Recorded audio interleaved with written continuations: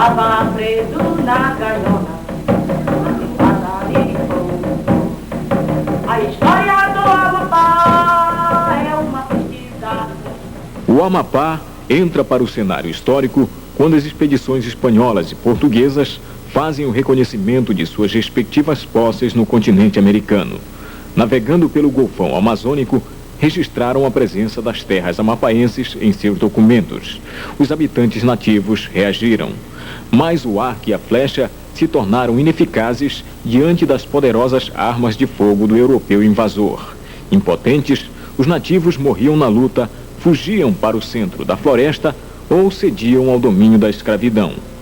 Entre outros navegadores, destacamos Américo Vespúcio, que em 1499 passa pelas ilhas de Caviana, dos Porcos e Pará, em frente aos municípios de Macapá, Santana e Mazagão. Vicente Yanes Pinzon, em janeiro de 1500, descobre o Cabo São Vicente, hoje Cabo Orange, e também o rio Vicente Pinzon, rebatizado como Oiapoque. Francisco Orellana, em 1542, desce os Andes e encontra o Grande Rio, por onde atinge o oceano.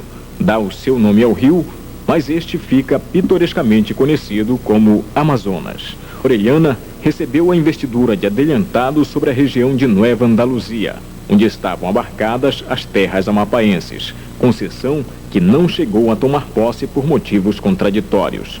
O navegador português Luís de Melo da Silva é morto pelos índios ao chegar pela segunda viagem para conquistar a região das Guianas, em 1552, sob a concessão do rei de Portugal.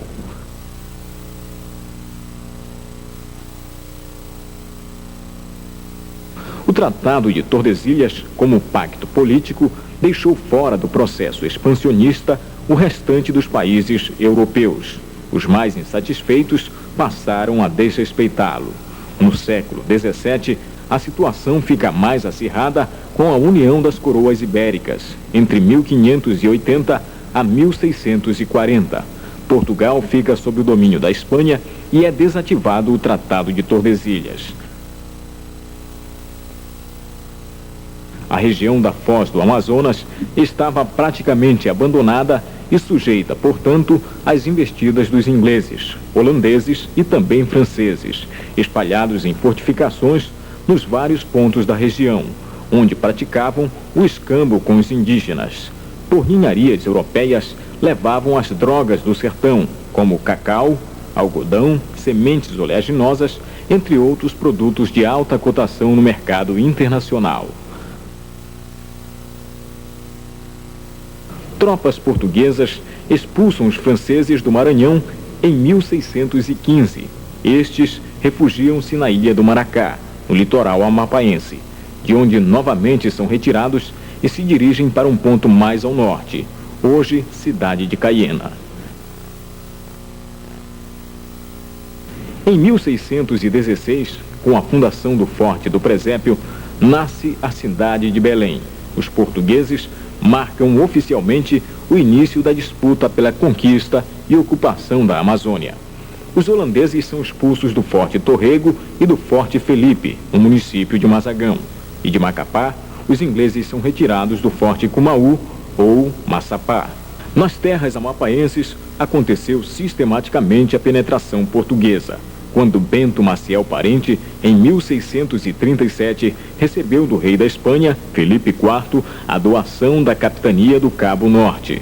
Nesta estavam incluídos os atuais limites do estado do Amapá.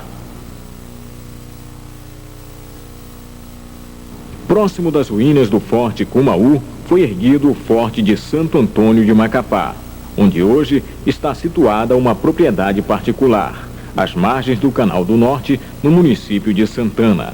Em 1697, este forte foi tomado de assalto por uma tropa francesa vinda de Caiena. A posição portuguesa foi recuperada através de um reforço vindo de Gurupá. A França tinha um projeto expansionista para a América do Sul e, inconformada, cria uma questão fronteiriça. Nasce então o Tratado Provisional, que suspendeu, com exceção da ação missionária e catequese, os direitos de posse sobre a região às duas nações. até o desfecho jurídico e diplomático. Em 11 de abril de 1713, a questão é decidida pelo Tratado de Utrecht, que em seu artigo 8º reconhece para Portugal as terras existentes entre o rio Amazonas e o rio Vicente Pinzon, ou Japoque, e este como limite entre as fronteiras das terras coloniais. O governo da Capitania do Maranhão e Grão-Pará determina um destacamento militar em 1738 para as proximidades das ruínas do Forte de Santo Antônio de Macapá.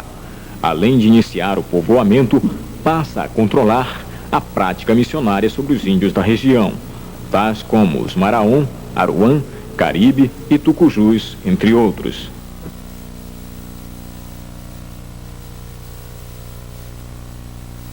Em 1748, Dom João V cria a província dos Tucujus, abrangendo Macapá, Mazagão e Amapá, porém sem autonomia político-administrativa.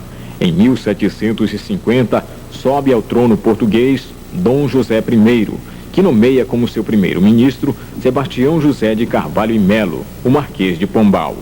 Este realiza mudanças substanciais no governo imperial e, consequentemente, no processo de colonização da Amazônia. Transfere a sede da Capitania do Maranhão e Grão-Pará para Belém e nomeia seu irmão Francisco Xavier de Mendonça Furtado para o governo. Cria ainda a Companhia de Comércio do Grão-Pará e Maranhão. Depois de expulsar os jesuítas do Brasil, implanta o sistema de diretório, que retira os índios da tutela da igreja e os transforma em mão de obra do Estado ou vassalos do rei, para serem utilizados no trabalho compulsório. Regulamenta os descimentos ou expedições de captura ao índio. Oficializa a miscigenação como estímulo ao povoamento, através do casamento entre o homem branco e a mulher indígena, oferecendo como prêmio o perdão de crimes. O povoamento iniciado na terra dos Tucujus recebe incentivos. Ao receber transferência de algumas famílias açorianas com seus escravos, muitas vêm a morrer. É estimulada a criação do gado e a agricultura, porém a população vai sobreviver basicamente da coleta, da caça e da pesca. O excedente era controlado por um colono bem-sucedido que concentrava toda a produção para negociar com a Companhia de Comércio do Grão-Pará e Maranhão, que por sua vez abastecia este comerciante com produtos manufaturados para serem aviados na comunidade. No dia 4 de fevereiro de 1758, chega Mendonça Furtado. Em ato público, eleva o povoamento à categoria de vila, que recebe o nome São José de Macapá. Assenta o pelourinho, que é o símbolo tradicional da municipalidade e do poder na sociedade escravagista. O símbolo é erguido no Largo São Sebastião, hoje Praça Veiga Cabral. O cerimonial foi acompanhado pelos integrantes da primeira Câmara do Senado, criada 2 dias antes, constituída pelas pessoas de bem da sociedade local. Na oportunidade, o governador faz também o lançamento da pedra fundamental da Igreja de São José de Macapá. Em viagem para o povoamento do Rio Negro, Mendonça Furtado transforma o aldeamento missionário, localizado a poucos quilômetros de Macapá, e o batiza com o nome cristão de Ilha de Santana. Continua a articulação junto ao Marquês de Pombal e Dom José I para a construção de um forte na recém-criada vila. Os principais argumentos usados eram as permanentes ameaças dos franceses que em 1633 se estabeleceram na região. Portanto, a defesa e a garantia do patrimônio da coroa portuguesa era imprescindível. Em 1759, Mendonça Furtado é transferido para a metrópole, passando a exercer a função de secretário de Estado dos Negócios da Marinha e Domínios Ultramarinos, de onde influencia na decisão do rei para a construção do forte. Manuel Bernardo de Castro e Melo o substitui no governo da província e inaugura a Igreja Matriz de São José de Macapá. Em 6 de março de 1761, autorizando ainda a construção de uma vigia permanente na margem direita do rio Curiaú, na confluência com o rio Amazonas, que alertaria a guarnição do povoado na suspeita de navios inimigos nas águas do Grande Rio. O capitão-general Fernando de Ataíde Teve substitui Manuel Bernardo de Castro e Melo no governo da província. É nesta administração que o rei Dom José I delibera a favor da construção da fortaleza para a vila de São José de Macapá. Em 29 de junho de 1764, é lançada a pedra fundamental. A obra é iniciada pelo trabalho escravo, mas, segundo pesquisas recentes, foi principalmente a mão de obra indígena a mais utilizada, requisitados em lotes de mudas aos diretórios. Parcialmente, o índio vai substituindo o escravo negro, que não se adaptou ao sistema de coleta, como também pelos fracassos dos projetos de agricultura na Amazônia. A mão de obra escrava se tornou rara e a cabocla inexistia. Em 1770, por ordem de Dom José I, através do Marquês de Pombal, chegaram a Belém 340 famílias portuguesas com seus respectivos escravos, todos oriundos do norte da África, onde Portugal capitula diante de uma prolongada guerra religiosa entre cristãos e mouros muçulmanos, entregando a posse de uma colônia por nome de Mazagão, porém sem deixar botins. Antes de abandonarem a cidade, espalharam explosivos por toda parte. No mar, já de viagem para o Brasil, ouviram o estrondo. Estas famílias foram encaminhadas à Amazônia, atendendo à política de povoamento. De Belém foram distribuídas 204 famílias às várias localidades.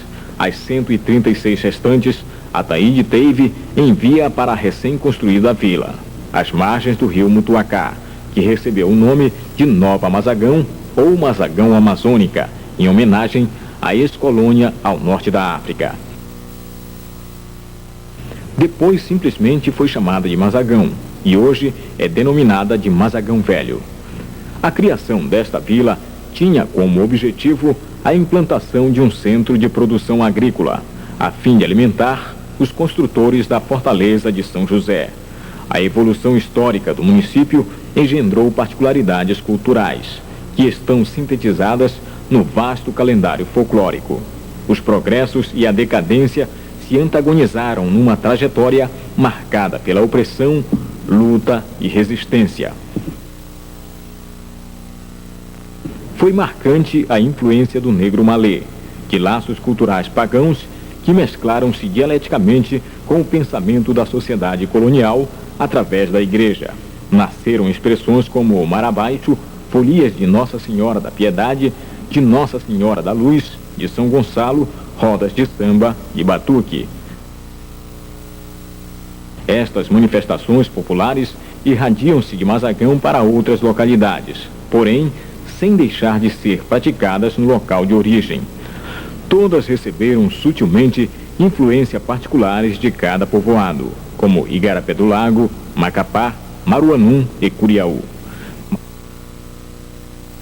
Mazagão contempla ainda outras manifestações culturais, como a festa de Santiago, uma clara influência católica, onde apresenta-se uma cavalhada, que encena as lutas religiosas travadas na ex-colônia de onde vieram, além da dança do sairê, de origem indígena, também encontrada em outros pontos da Amazônia.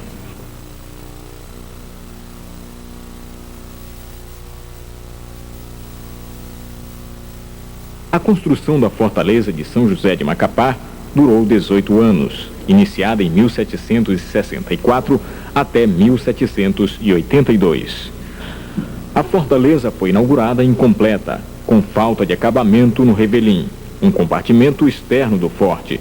Durante as obras, centenas de pessoas sucumbiram por doenças, acidentes de trabalho ou exaustão, provocadas pelos constantes maltratos e serviços pesados, o que desencadeou muitas tentativas de fuga, quase sempre em grupos de negros e índios.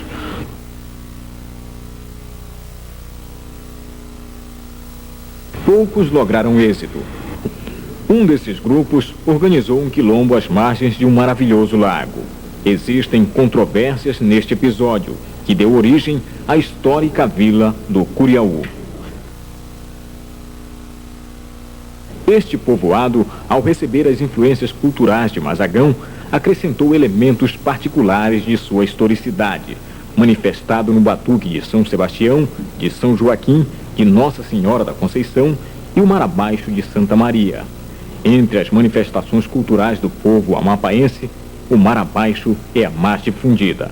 Sua origem se choca entre as várias versões. Uns defendem ser oriundo da Bahia, aqui chegando através do tráfico interno de escravos, que também trouxe a capoeira. Para outros, foi do banzo, que levou o negro ao desespero, por ter deixado sua terra natal, mar abaixo, e ser obrigado a cantar e dançar na busca de alegrias. Também existem aqueles que associam a origem na morte de um patriarca durante a travessia do oceano, e foram obrigados a jogarem o corpo mar abaixo. Na praia, os negros prestaram homenagem, batendo tambores numa louvação aos orixás, em gratidão pelos ensinamentos que o velho guerreiro havia repassado. A lembrança desse episódio passou a ser repetida com o mesmo ritual todos os anos, reverenciando a data. Outra versão trilha na lembrança das frequentes permissões que os senhores davam aos negros, sob a vigilância atenta dos capitães do mato, onde tocavam tambor, cantavam e dançavam, estimulados por generosas doses de aguardente, a fim de eliminar o banzo, o tédio pelas angústias do sofrimento, mortal inimigo. Até nesses momentos de disfarçada liberdade, os pés continuavam atados pelas correntes. Este quadro está presente na coreografia do passo curto, e as toalhas que hoje as mulheres exibem sobre os ombros não servem simplesmente para enxugar o suor. Simbolizam os panos singelos que outrora enxugaram as lágrimas dos prantos reprimidos. O Marabaixo é encontrado também em outras regiões da Amazônia. Os festejos começam no sábado de Aleluia. Se concretiza com o ritual do corte do mastro, seguido 2 dias depois pelo ritual da quebra da murta, acompanhado de muitos cantos, danças e foguetes. Durante 18 dias, são rezadas as ladainhas em homenagem à Santíssima Trindade e ao Divino Espírito Santo. No final dos festejos, acontece a derrubada do mastro. Tudo com muita alegria, regada pela gostosa gengibirra. Sua música, o ladrão, é ritmada por instrumentos rústicos de percussão, caixa, pandeiro e berimbau, este último em desuso. As letras são versos decorados ou improvisados por um cantador ou duplas que se desafiam, denunciando o cotidiano da comunidade. Em outro tempo, eram praticadas as rodas de capoeira ou carioca, havendo relação horizontal com a Igreja Católica, pois as autoridades religiosas recebiam no interior da igreja, abençoando-a, um reconhecimento pela religiosidade popular. Porém, com a instalação do Pontífice Instituto das Missões Estrangeiras, PIME, em Macapá, no ano de 1948, as portas das igrejas fecharam-se e o Marabaixo passou a ser visto como profano. Ainda assim, os santos católicos continuaram reverenciados na festa em casas particulares.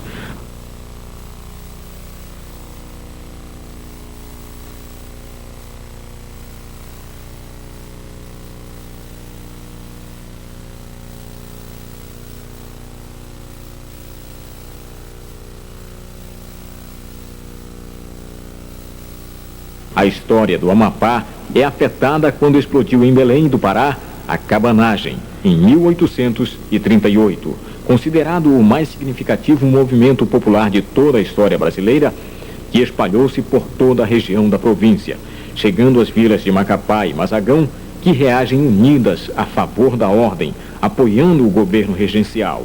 Os franceses, ao perceberem as autoridades locais absorvidas no combate à cabanagem e ao mesmo tempo em que o governo regencial estava ocupado em dominar outras revoltas espalhadas pelo país, sorrateiramente invadem e se instalam na região lacustre do município de Amapá, onde constroem um forte, passando a apoiar os cabanos refugiados ali próximo. Em uma das ilhas do Bailique, depois de terem sido rechaçados pelas tropas de Macapá e Mazagão, logo foi reconhecido o perigo dessa relação. Os cabanos são reprimidos e os franceses retirados em 1840. A partir deste fato, recomeçam os debates sobre as questões dos limites. Em 1800, a região contestada volta a ficar neutralizada entre o rio Vicente Pinzon e o Araguari. Instala-se um governo binacional com aparato judicial também separado. Estrategicamente, os franceses criaram uma argumentação de manobra, baseada em estudos feitos por Condamine sobre a região. Os estudos afirmavam que o rio Vicente Pinzon e o Oiapoque eram rios diferentes. Portanto, passaram a negar frontalmente o Tratado de Utrecht e transferiam o rio fronteira para onde está situado o Araguari. Ora mudavam para o canal do Carapapores e até mesmo para o Amazonas. Assim, foi reaberto o processo de discussão diplomática e Dom Pedro II nomeia o Visconde do Uruguai para representar o Brasil. Apesar do reconhecido desempenho nas 15 conferências realizadas em Paris, o resultado, em 1856, não trouxe o entendimento esperado. Esta indefinição política favorece a criação de um movimento separatista, formado por um grupo de franceses apoiados por brasileiros. Em 1885, proclamam no povoado a República Independente do Cunani, cuja expansão territorial almejada era a mesma do contestado. Jules Gros foi aclamado presidente e era romancista e membro da Sociedade Geográfica e Comercial de Paris, que chega a organizar seu ministério, instituindo a Ordem de Cavalaria, criando o brasão das armas, selos e moedas. Porém, 2 anos depois, o governo parisiense, contrariado, intervém e desfaz o ministério que, por ironia, era instalado em Paris e não no povoado de Cunani.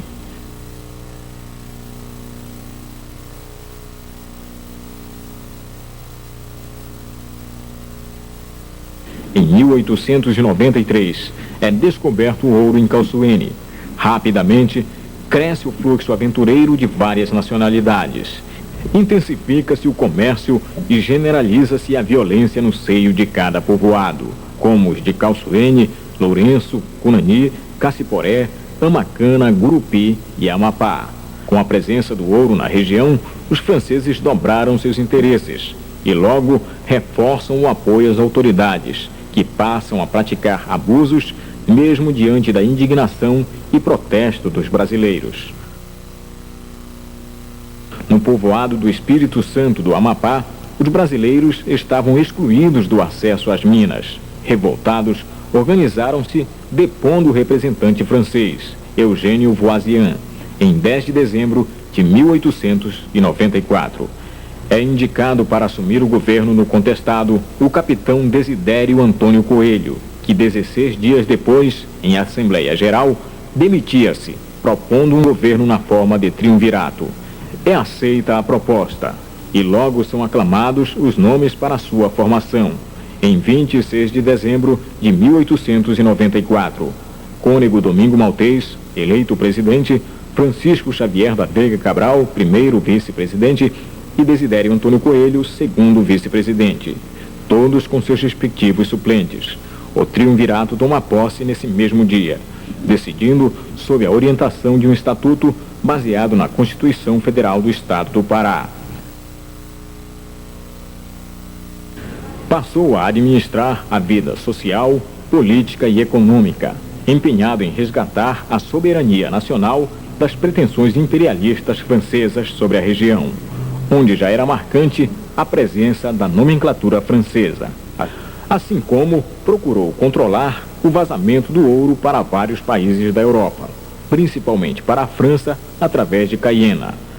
No povoado de Cunani, havia um representante francês por nome Trajano, que além de abusar dos privilégios, logo passou a desrespeitar o triunvirato. Trajano, ex-escravo brasileiro nascido em Cametá, no Pará, a fim de ser fiel servidor, porém despreparado para o uso do poder, administra com práticas tirânicas e de absoluta crueldade, provocando insatisfações e perplexidade na população. É denunciado ao governo triunviro, preso e transferido para o povoado do Espírito Santo do Amapá, sede do governo. Estas últimas notícias chegam a Caiena, desagradando o governador Xavier, que determina uma expedição militar para controlar a situação. Em 15 de maio de 1895, o navio Bengali ancorava na foz do rio Amapá. Dali, seguiu em Escalé um destacamento de 80 homens armados sob as ordens do capitão Lunier, do povoado do Espírito Santo do Amapá. Segundo os planos, o silêncio da madrugada acobertaria o assalto. Mas por um erro de cálculo sobre a maré, os franceses chegam às 10 horas. Mesmo assim, surpreenderam os habitantes do povoado que não estavam preparados para o combate. Contavam voluntariamente com apenas 14 homens e pouca munição. Mas os habitantes enfrentaram os invasores sob a ordem de Francisco Xavier da Veiga Cabral, então presidente do triunvirato. O capitão Lunier é morto numa luta corporal com Cabralzinho. É daí iniciado um tiroteio que durou 4 horas. O grupo brasileiro recua para o mato, enquanto os franceses desorientados invadem casas populares, matando mulheres, velhos e crianças, saqueando um comércio e incendiando casas, um verdadeiro massacre. A posição da maré força a retirada dos franceses que levam alguns reféns. Este episódio teve repercussão na esfera política entre os dois governos. O governo francês se retrata a nível da imprensa internacional, responsabilizando o governador de Caiena, Xavier, e a imprensa nacional levanta a opinião pública questionando o descaso por somarem quase 2 séculos à questão, exigindo do governo republicano ações mais enérgicas em defesa da soberania nacional. Pela gravidade da situação, imediatamente foi reaberto o processo para rediscussão diplomática. Por acordo, foi convidado a Suíça como um país neutro que sediaria o fórum e julgaria o mérito. A sede em Paris levantava a suspeita de legislar em causa própria. Em 10 de abril de 1897, é assinado o Tratado de Arbitragem entre o Brasil e a França. Para representar o Brasil, foi indicado José Maria da Silva Paranhos Júnior, o Barão do Rio Branco, como enviado extraordinário e ministro plenipotenciário, em missão especial na Suíça, em 22 de setembro de 1898. Ele viaja para Berna em 22 de novembro do mesmo ano, iniciando um profundo estudo sobre a vasta literatura que o assunto possuía. Entre elas, destaca-se a obra L'Époque et Amazon, de Joaquim Caetano da Silva. Apoiado em um conjunto de provas documentais da época e relatos de viagens, elabora sua defesa em 2 memórias, que as entrega em datas separadas. Privilegia o que determinava o Tratado de Utrecht em 1713, que em seu artigo 8º e através de sábias argumentações comprova o erro da hipótese francesa de que o rio Japoque e o rio Vicente Pinzon fossem rios diferentes. Foi categórico quando exigiu na segunda memória das autoridades suíças o poder decisório de um juiz e não conciliatório como buscavam os franceses, ao pretenderem que as terras em litígio fossem divididas entre a França e o Brasil. No dia 1º de dezembro de 1900, Hauser, o presidente suíço, através do laudo de Berna, ou laudo suíço como ficou conhecido, profere a sentença em favor do Brasil. Logo, o presidente da República, Campos Salles, incorpora 100.000 quilômetros quadrados das terras antes litigiadas ao território nacional, sem, porém, alterar o quadro social e econômico que a região estava submetida. O período de 1901 a 1943 é decisivo para o Amapá. Neste período, esgotam-se as minas de ouro. A borracha e a castanha eram fartamente escoadas pelo Vale do Jari, Maracá e a Juruxi em Mazagão.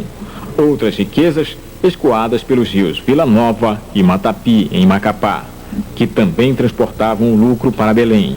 A partir de 1912, cai o preço internacional da borracha. As crises se estendem e a decadência foi inevitável por toda a região. A sede do município de Mazagão é transferida para Mazaganópolis em 1915. O declínio vai até a criação do território do Amapá em 1943. O Brasil começa a sofrer pressão dos Estados Unidos sobre a urgência de fortalecer as fronteiras e acelerar o povoamento. Na vila do Amapá, foi construída uma base aérea para reabastecimento dos aviões que combateriam os países do eixo, ao norte da África. Desmembrado do estado do Pará, Getúlio Vargas envia o primeiro governador do Amapá, Xanari Gentil Nunes, que percebeu a inviabilidade do município de Amapá permanecer como a capital do território recém-criado e transfere a sede para Macapá. Em seguida, cria o município de Oiapoque, onde se desenvolveu o folclore indígena, representado pela festa do Turé. Xanari estrutura a administração e os serviços públicos, colocando nas respectivas diretorias pessoas por ele trazidas e também privilegiando as elites locais. Implanta o projeto urbanístico da cidade. As famílias ribeirinhas são atraídas em busca de trabalho. Em 1945, o manganês foi descoberto e o contrato de 50 anos para exploração foi realizado entre o governo e a ICOME 2 anos depois.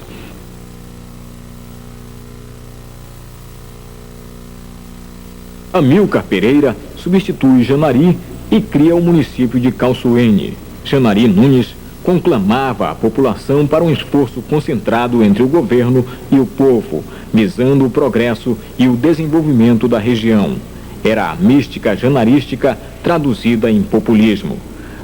Antigas famílias, moradoras do bairro do Formigueiro do Largo São João, hoje Praça Barão do Rio Branco, e do Largo São Sebastião, atual Praça Veiga Cabral, são transferidas para a periferia, onde surgirão os bairros do Laguinho e da Favela. Estrategicamente, nessa remoção, Xanari contou com a prestimosa liderança dos festeiros do Mar Abaixo, mestres Julião Ramos e Ladislau.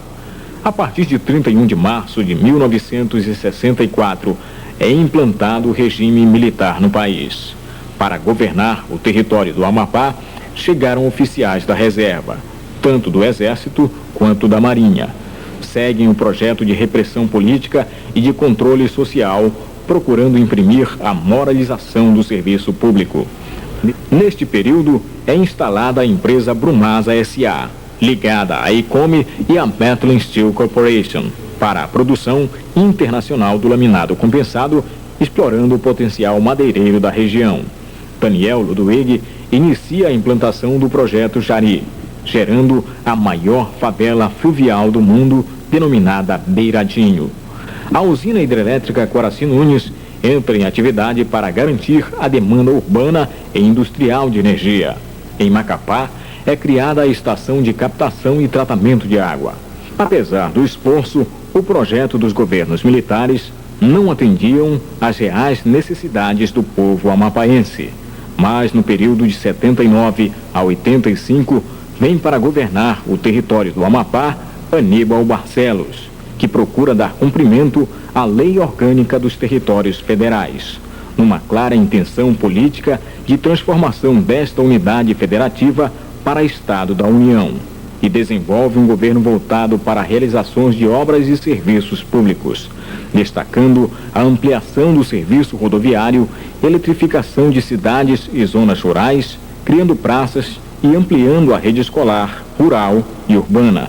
Constrói o complexo administrativo, o Centro de Processamento de Dados, CPD. Projeta um parque industrial, fornecendo incentivos fiscais que atraem 2 indústrias camaroneiras e uma pesqueira voltadas para a exportação, e ainda uma engarrafadora, a Coca-Cola. A economia amapaense é caracterizada pela atividade extrativa, onde destacamos a cassiterita, columbita, caulim, tantalita, o ouro e o manganês, sendo este o mais importante. A produção é transportada pela estrada de ferro para o Porto de Santana, de onde é embarcada para vários países, principalmente para os Estados Unidos. As maiores jazidas de ouro estão concentradas no município de Calçoene, no Lourenço. A exploração é realizada pela empresa Novo Astro, do grupo ENP, e pela empresa Mineração Yukio Yoshidome. não existindo reserva garimpeira. Esta atividade é praticada no Lourenço, Caciporé, Vila Nova, Cajari e Oiapoque. A maior parte dessa exploração é semi-mecanizada, sem controles das instituições ambientais. A produção agrícola é de subsistência. O Estado importa gêneros alimentícios de outros estados brasileiros. Inclusive, a farinha de mandioca vem do Pará, sendo este o produto básico da região. Coleta-se também a castanha do Pará, borracha, madeira e sementes oleaginosas.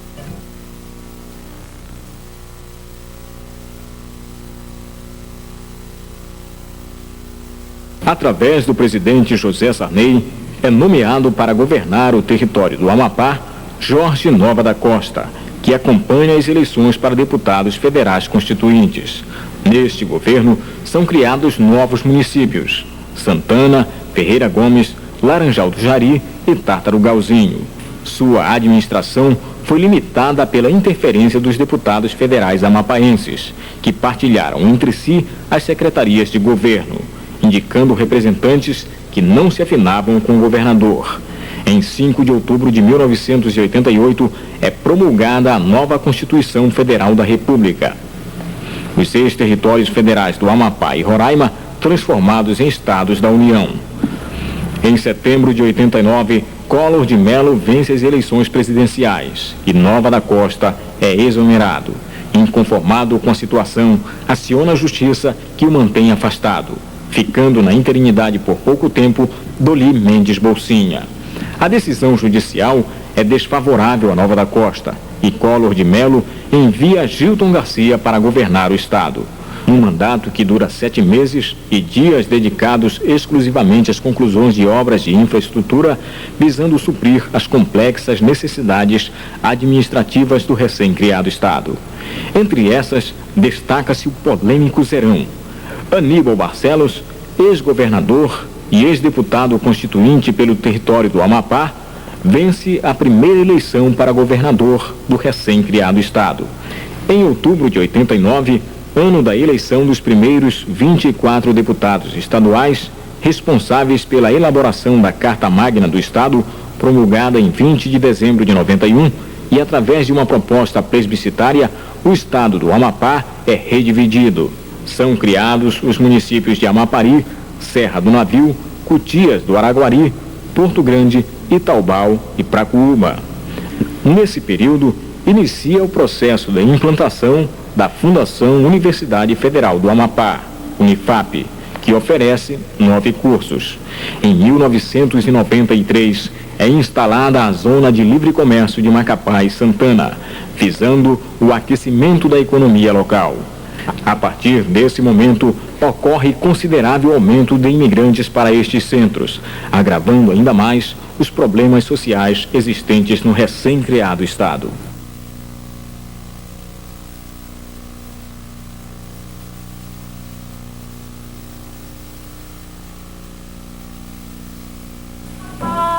É uma pesquisa constante, você precisa completar.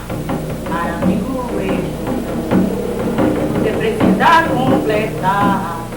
Para amigo estudante, eu tinha mamãe, eu tinha meu passarinho, estava preso na gaiola, batendo assim, estava preso na gaiola. Amigos estudantes, pesquisem com amor. Amigos estudantes, pesquisem com amor. A história do Amapá aqui não terminou. A história do Amapá aqui não terminou. É bonita e profunda a história do Amapá. É bonita e profunda a história do Amapá. Meu amigo estudante, seu direito pesquisar. Meu amigo estudante, seu direito pesquisar. Eu tinha mamãe, eu tinha meu passarinho. Eu tinha mamãe.